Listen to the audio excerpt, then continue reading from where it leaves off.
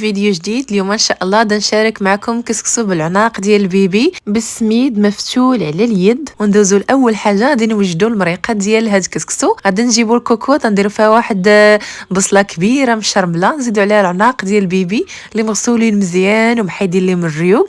كنأكد خاصهم يكونوا مغسولين مزيان. كنزيدوا عليهم التوابل، شويه ديال السكينجبير، شويه ديال البزار، شويه ديال الخرقوم وشويه ديال القزبر مطحون ومليحه، واحد نص كاس ديال الماء، وكنردوهم يتقلوا لينا مزيان في داك الماء وديك العطريه. غادي نجيبوا القصريه ديالنا باش نوجدوا السميد. كتمشيو عند مول الحانوت كيعطيكم السميد، ماشي السميد ديال الحرشه، قول لهم يعطيكم السميد ديال الكسكسو. ان شاء الله اليوم غادي نخدموا بيدينا وغادي نفتلوه بيدينا. بالنسبه للناس اللي كيفضلوا يعني هاد السميد اللي يعني يفتلوه الروسهم، ماشي يشريوه يعني مفتول. وكل واحد الذوق ديالو وكل واحد اشنو كيعجبو. كما شفتوه ركزوا ليا مزيان كيفاش الحبيبات ديالو